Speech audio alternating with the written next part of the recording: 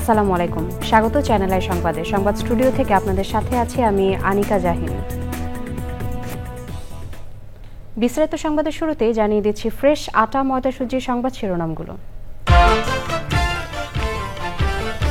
প্রধান উপদেষ্টার সঙ্গে 3 বাহিনী প্রধানের সাক্ষাৎ, সংসদ নির্বাচনে নিশ্ছিদ্র নিরাপত্তা নিশ্চিতে প্রস্তুতি নেওয়ার নির্দেশনা।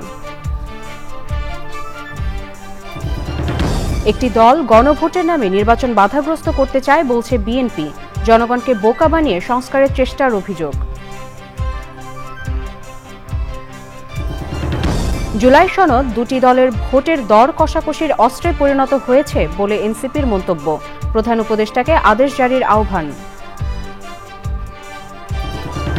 এবং ময়মনসিংহে একটি স্কুল অ্যান্ড কলেজে কর্মরত 70 জনের মধ্যে 50 জনের সনদই জাল, জালিয়াতির অভিযোগে অধ্যক্ষ গ্রেফতার।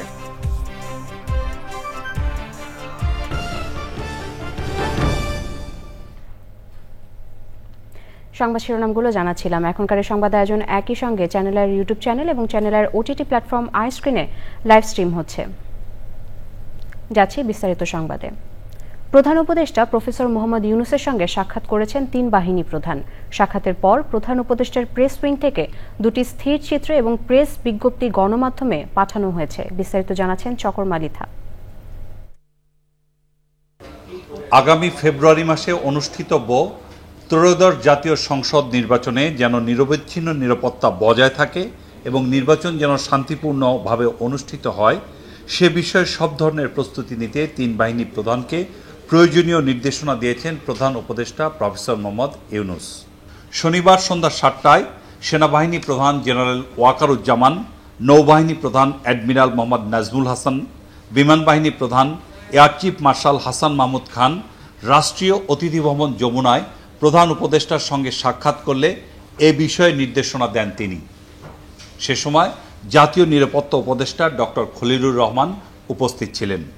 বৈঠকে জাতীয় নিরাপত্তার পাশাপাশি দেশের আইনশৃঙ্খলা রক্ষায় সামরিক বাহিনীর সদস্যদের কঠোর পরিশ্রমের জন্য সাধুবাদ জানান প্রধান উপদেষ্টা। গত 15 মাসে সেনাবাহিনী সহ সব বাহিনীর সদস্যরা দেশের আইনশৃঙ্খলা রক্ষায় অত্যন্ত কঠোর পরিশ্রম করেছে উল্লেখ করে আসন্ন নির্বাচন যেন নিরবচ্ছিন্ন নিরাপত্তার চাদরে ঢাকা থাকে সেজন্য 3 বাহিনীর প্রধানকে প্রয়োজনীয় নির্দেশনা দিয়েছেন প্রধান উপদেষ্টা।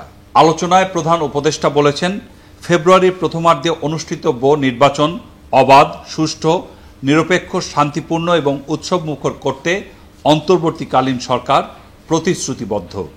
বৈঠকে নির্বাচনের জন্য সামরিক বাহিনীর সব ধরনের প্রস্তুতি নেওয়ার বিষয়ে প্রধান উপদেষ্টাকে অবহিত করেন 3 বাহিনী প্রধান। নির্বাচন ঘিরে আইন শৃঙ্খলা রক্ষায় 90,000 সেনা সদস্য, 2,500 নৌবাহিনীর সদস্য এবং 1,500-এর বেশি বিমান বাহিনীর সদস্য মোতায়েন থাকবে। প্রতিটি উপজেলায় মোতায়েন থাকবে 1 কোম্পানি সেনা সদস্য। বৈঠকে আগামী 21শে নভেম্বর সশস্ত্র বাহিনী দিবসের আয়োজনে প্রধান উপদেষ্টাকে আমন্ত্রণ জানান 3 বাহিনী প্রধান।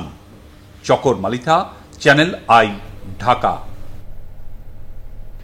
জনগণকে বোকা বানিয়ে সংস্কার করার চেষ্টা করা হচ্ছে বলে অভিযোগ করেছে বিএনপি। রাজধানীতে এক আলোচনায় দলের নেতারা বলেছেন, জুলাই জাতীয় সনদে নোট অফ ডিসেন্ট না থাকা অন্যায়। তারা অভিযোগ করেন, বিএনপি সব সময় নির্বাচনের কথা বলে, কিন্তু একটি দল গণভোটের নামে নির্বাচন বাধাগ্রস্ত করতে চায়। রাহুল রায়ের রিপোর্ট। ঐতিহাসিক 7 নভেম্বর সামনে রেখে জাতীয় প্রেস ক্লাবে মুক্তিযুদ্ধ দলের আলোচনা সভা ছিল। অনুষ্ঠানে বিএনপির সিনিয়র নেতাদের সঙ্গে ছিলেন দলের মহাসচিবও। মুক্তিযুদ্ধ থেকে শুরু করে জুলাই গণ অভ্যুত্থান নিয়ে কথা বলেন তিনি। যারা 1971 সালে স্বাধীনতার বিরোধিতা করেছিল তারা 1971-কে এখন আপনার নিচে নামিয়ে দিতে চায়। তারা শুধুমাত্র 24-এর জুলাইয়ের যে আন্দোলন তাকে বড় করে দেখাতে চায়। আমরা 1924-এর যে আন্দোলন সেটা 15 বছর ধরে করেছি। আজকে যদি কেউ দাবি করেন যে এককভাবে তারা যে কৃতিত্ব, আমরা সেটা মানতে রাজি নই। সংস্কার, জুলাই জাতীয় সনদ ও গণভোট সহ বিভিন্ন ইস্যুতে দলের অবস্থান তুলে ধরেন মির্জা ফখরুল। সংস্কার আমরা করতে চাই, কিন্তু আপনারা যেভাবে জনগণকে বিভ্রান্ত করে, জনগণকে বোকা বানিয়ে এই সংস্কার করতে চান, সেটা অবশ্যই আমাদেরকে জনগণের সামনে তুলে ধরতে হবে।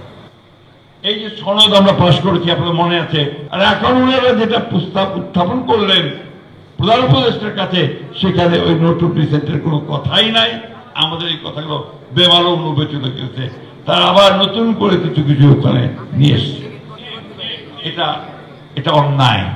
আমরা যেটা সই করেছি সেটা অবশ্যই আমরা সেটার দায় দায়িত্ব গ্রহণ করব, কিন্তু যেটা আমরা সই করিনি সেটা দায় দায়িত্ব আমরা গ্রহণ করব না। আমরা চাই যে এই বিষয়গুলো একটু আলোচনার মাধ্যমে সমাধান করা হোক। রাজধানীতে বিনামূল্যে চিকিৎসা সেবার এক কর্মসূচি উদ্বোধন করেন জাতীয়তাবাদী মহিলা দলের সভাপতি আফরোজা আব্বাস। তিনিও দেশের স্বার্থে যথাসময়ে নির্বাচন অনুষ্ঠানের তাগিদ দেন। ভোট দেব ধানের শেষে, আর দেশ গড়ব মিলেমিশে, এটাই হবে আমাদের slogan. Rahul Roy, channel I, Dhaka.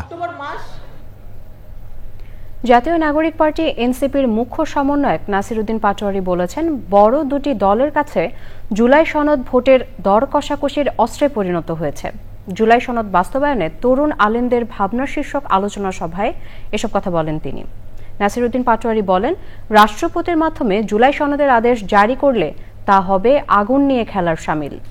আর সামাজিক যোগাযোগ মাধ্যমে বিএনপির না ভোটের ক্যাম্পেইনকে আত্মঘাতী সিদ্ধান্ত বলে মন্তব্য করেন দলের যুগ্ম আহ্বায়ক সরোয়ার তুষার।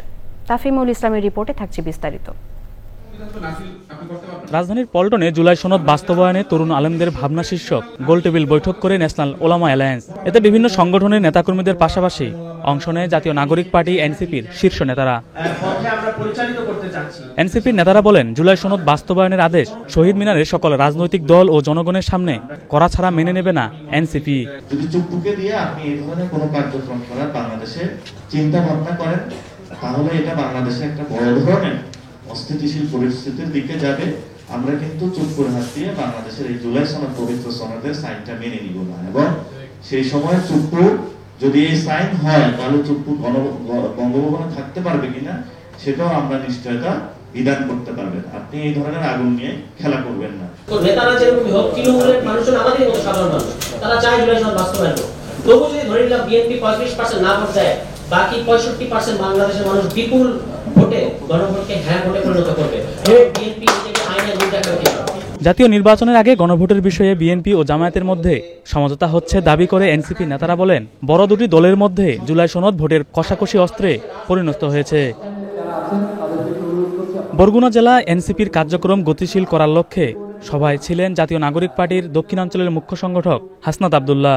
সভা শেষে সাংবাদিকদের কাছে নির্বাচন কমিশনের নিরপেক্ষতা নিয়ে প্রশ্ন তুলেন তিনি। এই নির্বাচন কমিশনে তো গঠন করা হয়েছে, বিএনপি বলেছে আমাদের পক্ষ থেকে একজন, জামাত বলেছে আমাদের পক্ষ থেকে একজন, আর্মি থেকে ওখানে একজনকে দেওয়া হয়েছে। তার মানে এটাকে ভাগাভাগি করে নিছে, মানে কেকের মতো বার্থডে কেক যেভাবে ভাগাভাগি করা হয়, নির্বাচন কমিশনকে ভাগাভাগি করে যার মতো করে এখানে স্টেক দিয়েছে। হাসনাত বলেন, সনদ বাস্তবায়নের বিষয়ে নিশ্চিত না হয়ে স্বাক্ষর করে বেকায়দায় পড়েছে BNP. Tafimul Islam, channel I, Dhaka. এবারে ভোটের হাওয়া।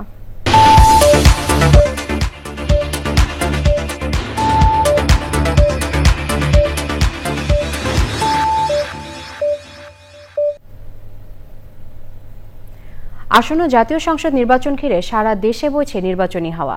দীর্ঘদিন পর অবাধ সুষ্ঠু একটি নির্বাচনের প্রত্যাশায় সবখানে চলছে আলোচনা। দেশের নানান বয়সী নানান পেশার মানুষ কি ভাবছেন নির্বাচন নিয়ে, আজ জানবো কি চাইছেন ভোলার ভোটাররা। আমি এবার নতুন ভোটার হয়েছি, আমি খুব আনন্দিত। আমি চাচ্ছি এরকম একজন প্রার্থীকে ভোট দিতে যিনি ভোলার উন্নয়ন এবং ভোলার মানুষের উন্নয়নে কাজ করবে এবং সৎ ও নিষ্ঠাবান হবে। এমন প্রার্থীকে ভোট দিতে চাই যিনি আমাদের ভোলার শিক্ষা এবং স্বাস্থ্যের উন্নতি ঘটাবে, যিনি আমাদের যুব সমাজকে নিয়ে কাজ করবেন। আমাদের যুব সমাজ এখন অবক্ষয়ের পথে, একেবারেই শেষ প্রান্তে।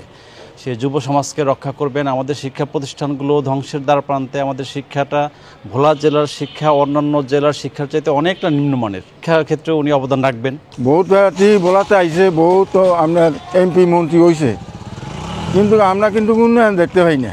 এই যদি ভোলাতে যদি কোনো কল কারখানা করতো তো অনেক মানুষের কাজ করে খাইতো। যদি ভোট দিতে পারি, দেওয়ার মতো পরিস্থিতি হয়, তাহলে অবশ্যই আমাদের ভালো লাগবে। যেই প্রার্থী দিয়ে আমাদের ভোলার উন্নয়ন হবে, যেমন ভোলাতে যেই সমস্ত মিল কারখানা ফ্যাক্টরি হবে, যার মাধ্যমে আমাদের কর্মস্থান বাড়বে, যে আমাদেরকে নিরাপত্তা দিতে পারবো, আমরা এরকম প্রার্থী আশা করি।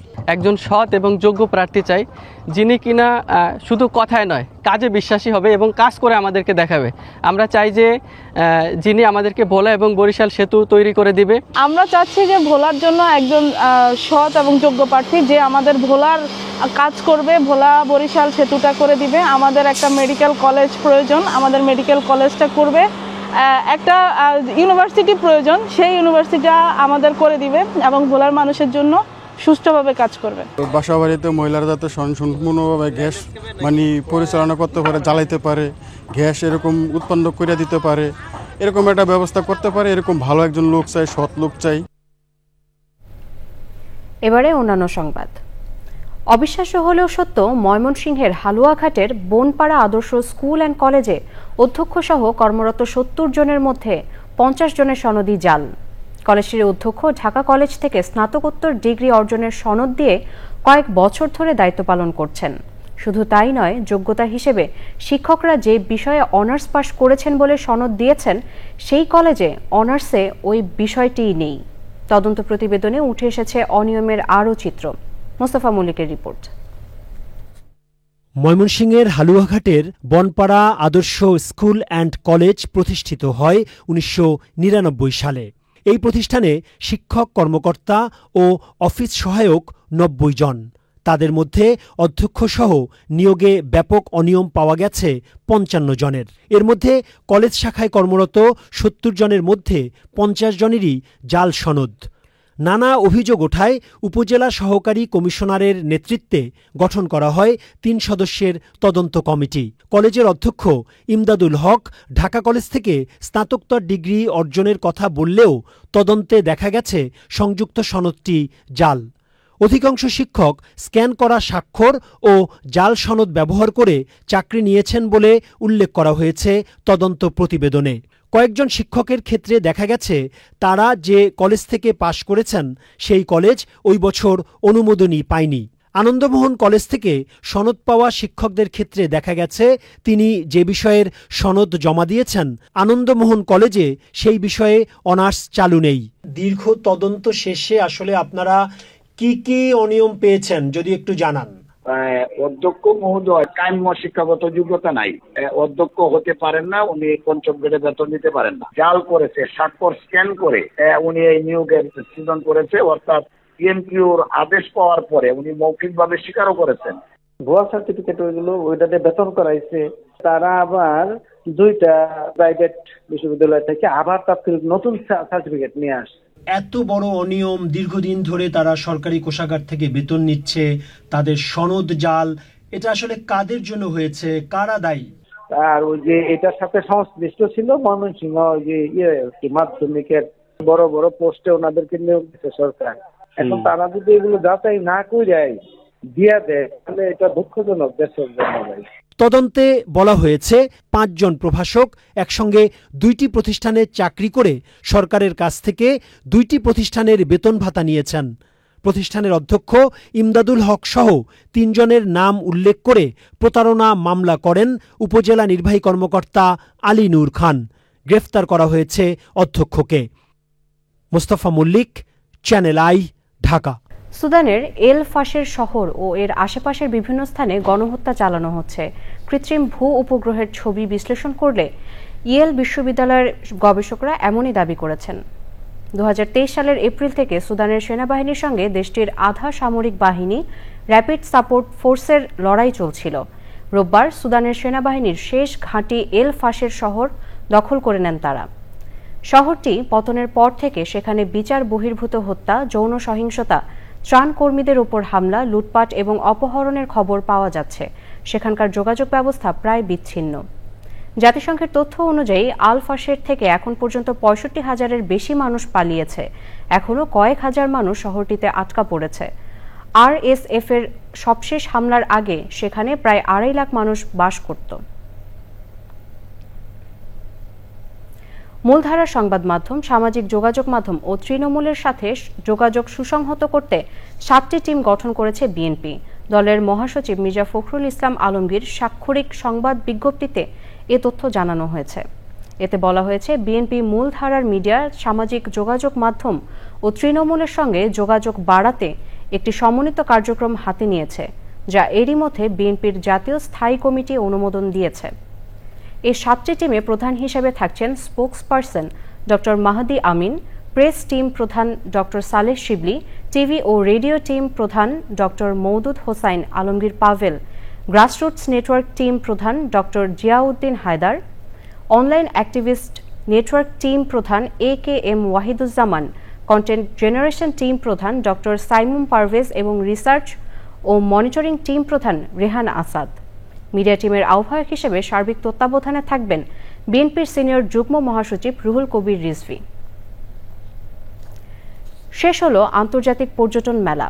রাজধানীর শেরেবাংলা নগরের বাংলাদেশ চীন মৈত্রী সম্মেলন কেন্দ্রে 3 দিনের মেলায় বিশ্বের 12টি দেশ অংশ নেয়। মেলার আয়োজন করে tour operators association of Bangladesh. মেলার টাইটেল স্পন্সর ছিল বিমান বাংলাদেশ এয়ারলাইন্স। পাকিস্তান, নেপাল ও ভুটানের জাতীয় পর্যটন সংস্থা এবং ট্যুরিজম অ্যাসোসিয়েশন অংশগ্রহণ করে এবারের মেলায়। শেষ দিনে অংশগ্রহণকারী সংস্থাগুলোকে ক্রেস্ট ও সার্টিফিকেট দেওয়া হয়। প্রধান অতিথি ছিলেন বাংলাদেশ ট্যুরিজম বোর্ডের প্রধান নির্বাহী কর্মকর্তা নুজহাত ইয়াসমিন। বিশেষ অতিথি ছিলেন ট্রাবের সভাপতি মোহাম্মদ রাফিউজ্জামান ও পরিচালক মোহাম্মদ তাসলিম আমিন শোভন ও অন্যরা। বাংলাদেশের পিছিয়ে পড়া ও সুবিধাবঞ্চিত জনগোষ্ঠীর শিক্ষা, স্বাস্থ্য ও দক্ষতা উন্নয়নে কাজ করা সংগঠন এইম ইনিশিয়েটিভ ফাউন্ডেশন AIF কানাডার ক্যালগারিতে সংবাদ সম্মেলন করেছে। সেলেস্টিয়া প্রোডাকশন হাউসে সংবাদ সম্মেলনে বক্তব্য রাখেন AIF এর এডুকেশন অ্যাডভাইজার ও ইস্ট ওয়েস্ট ইউনিভার্সিটির সাবেক অধ্যাপক সুফিয়া ইসলাম। তিনি বলেন, এই সংগঠনের গুরুত্বপূর্ণ উদ্যোগ স্পন্সর এ চাইল্ড কর্মসূচি। কর্মসূচিতে একজন দাতা মাসে ১৫০০ টাকা সহায়তা করে একটি শিশুর মানসম্মত শিক্ষা, প্রাথমিক স্বাস্থ্যসেবা ও দক্ষতা উন্নয়নের সম্পূর্ণ দায়িত্ব নিতে পারেন। পরে প্রবাসী বাংলাদেশিদের নিয়ে এক গোলটেবিল আলোচনার আয়োজন করা হয়। ক্যালগারির বিভিন্ন অ্যাসোসিয়েশনের নেতা ও কমিউনিটির বিশিষ্টজনেরা সে সময় ছিলেন। বক্তারা শিশুদের সাহায্যার্থে এইম ইনিশিয়েটিভ ফাউন্ডেশনের সময়োপযোগী সিদ্ধান্ত ও এ উদ্যোগে এগিয়ে আসার প্রত্যয় ব্যক্ত করেন। এবারে কৃষি সংবাদ।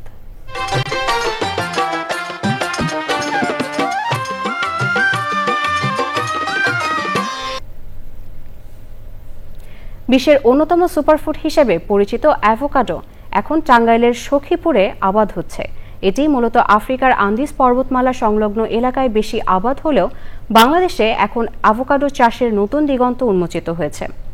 বিদেশি এই ফল দেশের বাজারে জনপ্রিয় হয়ে উঠেছে। বিস্তারিত জানাচ্ছেন মুসলিম উদ্দিন আহমেদ। বাংলাদেশের মাটি ও জলবায়ু অ্যাভোকাডো চাষের জন্য অনেকটাই অনুকূল। টাঙ্গাইলের সখীপুরের ছাত্রীবান্ধা ইউনিয়নের কালিমগড় এলাকায় পরীক্ষামূলকভাবে অ্যাভোকাডোর আবাদ শুরু করেছেন অধ্যাপক ডাক্তার MS সামাদ। প্রায় শতাধিক গাছ লাগিয়েছেন তিনি। প্রচুর পরিমাণে ভিটামিন A, E, K এগুলো আছে, যেগুলো আমাদের স্বাস্থ্যের বোন, স্কিন, এগুলো স্বাস্থ্যের জন্য দরকার। প্রচুর পরিমাণে পটাশিয়াম থাকে, সেগুলো আমাদের স্ট্রেংথের জন্য, প্রেশার কমে রাখার জন্য দরকার। কপার থাকে, যেগুলো আমাদের মেটাবলিজম, এনার্জির জন্য যেগুলো দরকার। ফোলেট থাকে, যেগুলো আমাদের প্রেগনেন্ট মা যারা আছে তারা যদি খায় তাদের জন্য হেল্পফুল। এরকম অসংখ্য রকমের উপাদান এই ফলের মধ্যে আছে। গবেষকরা বলছেন, পরিকল্পিতভাবে অ্যাভোকাডোর আবাদ করা হলে পুষ্টির চাহিদা পূরণের পাশাপাশি বিদেশেও রপ্তানি করা সম্ভব হবে। অ্যাভোকাডো আমাদের এই এলাকায় শুধু লাল মাটি হইলেই যে হবে তা না। যে লাল মাটিগুলার ভিতরে দেখা যায় যে আপনার ওই ওয়াটার টেবিলটা নিচে, সেটা যদি আমি দেখি, দেখা যাচ্ছে মধুপুর ট্রাক্ট, যেটা আমরা সখীপুর এবং মধুপুরের যে পাহাড়ি এলাকাটা এবং আমাদের যে হিল ট্রাক্ট, সেখানে প্রচুর পরিমাণে অ্যাভোকাডো হওয়া সম্ভব। এবং অ্যাভোকাডো হয়েছে দুই ধরনের হয়, একটা হলো এরকম গোলাকার অ্যাভোকাডো হয়, আর একটা হলো একটা পিয়ার শেপের হয়। পিয়ার শেপের দামটা বেশি থাকে কম্পারেটিভলি। অ্যাভোকাডোর পুষ্টিগুণ বিশ্বব্যাপী এর চাহিদা বাংলাদেশের একটি নতুন অর্থনৈতিক দিগন্তের ইঙ্গিত দিচ্ছে বলে মনে করেন সংশ্লিষ্টরা। টাঙ্গাইলের সখীপুর থেকে মুসলিম উদ্দিন আহমেদ, চ্যানেল আই। এবারে প্রকৃতি সংবাদ।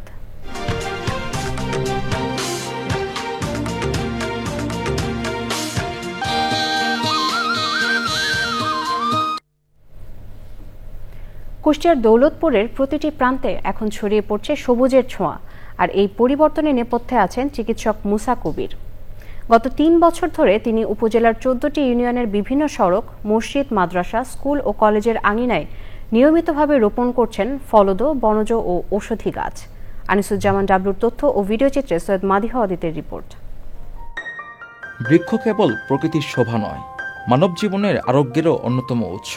প্রাচীনকাল থেকেই চিকিৎসা বিজ্ঞানের সঙ্গে বৃক্ষের গভীর সম্পর্ক রয়েছে। এরই ধারাবাহিকতায় গাছের নিবিড় পরিচর্যা ও টেকসই সবুজায়ন নিশ্চিতে স্থানীয় যুবকদের সঙ্গে নিয়ে গড়ে তুলেছেন স্বেচ্ছাসেবক দল। ৩০টি সংগঠনকে সঙ্গে নিয়ে প্রতিষ্ঠা করেছেন স্মাইল ফর অল। নিজস্ব অর্থায়নে ৩ বছরে ৯,০০০-এরও বেশি গাছের চারা রোপণ করেছেন তিনি। কামরাঙ্গাদি, কৃষ্ণ, শিউলি, পেয়ারা গাছ, কদবেলে ফল ফুলের গাছ, বিভিন্ন রকম অনেক জাতের। প্রকৃতপক্ষে মানুষের কল্যাণ কিন্তু খুব কম হয়, শুধু মুখেই শুনি আমরা। আর প্রকৃত কল্যাণ কিন্তু এর মাধ্যম দিয়ে হবে, যে একটা ফলজ গাছ লাগালে সেখান থেকে যে ফলটা হবে তারা নিজেরাও খাবে পরিবারে, আবার এটা বিক্রি করেও কিছুটা অর্থনৈতিক সাশ্রয় তাদের হবে, অর্থনৈতিক কিছু লাভবান হবে তারা। এই ফলগুলো সাধারণ জনগণের জন্য, যেই এলাকায় আমরা লাগাবো সেই এলাকার মানুষজনের জন্যই এই গাছগুলো লাগানো। গাছের ফল থেকে শুরু করে সমস্ত বেনিফিট তারাই পাবে। মানুষকে সুস্থ থাকতে হলে প্রকৃতির প্রতি আরো যত্নশীল হতে হবে বলে জানিয়েছেন সংশ্লিষ্টরা। কোনো গাছ ভেঙে গেলে বা মারা গেলে আমরা সেই গাছগুলি রিপ্লেস করে দিই। ফলে আমরা একটা পরিকল্পনা নিয়েছি যে পুরো উপজেলাকেই আমরা একটা ফলের বাগানে ইনশাল্লাহ পরিণত করব। স্বাস্থ্য বিষয়টা পরিবেশের সাথে খুব গুরুত্বপূর্ণ, আর পরিবেশ ভালো থাকলে মানুষের মন এবং স্বাস্থ্য দুটাই ভালো থাকে। জলবায়ুর অভিঘাত মোকাবেলা ও অভিযোজন নিশ্চিতে প্রত্যেককে বৃক্ষায়নে যুক্ত হওয়ার আহ্বান জানিয়েছেন পরিবেশবাদীরা।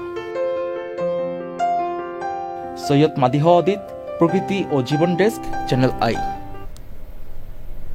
এবারে খেলার খবর।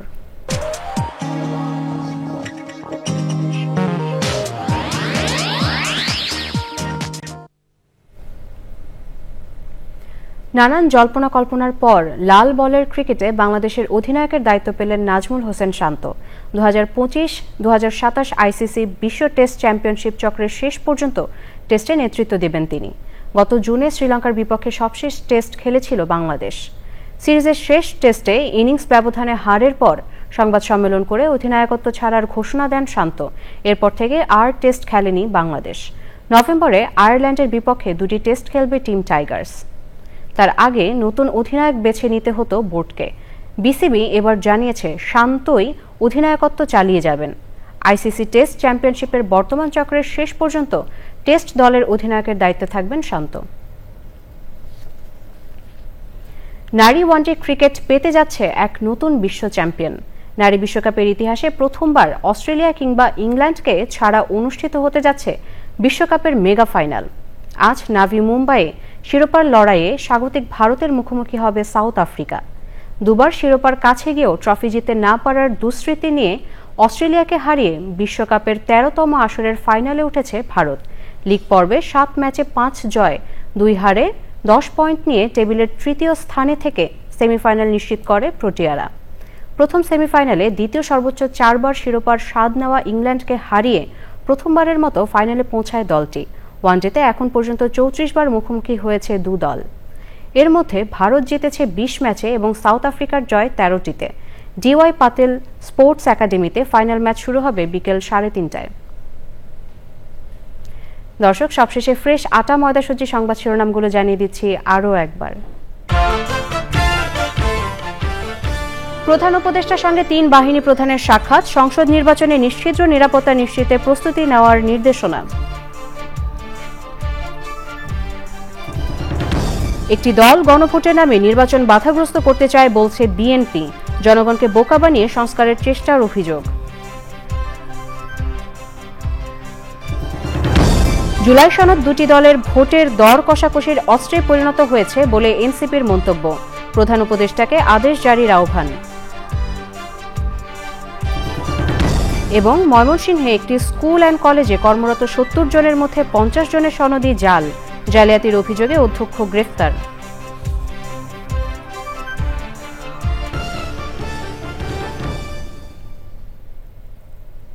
চ্যানেল আই সর্বশেষ সংবাদ জানতে ভিজিট করুন channelionline.com-এ। যুক্ত থাকুন আমাদের সোশ্যাল মিডিয়া প্ল্যাটফর্মগুলোর সাথে।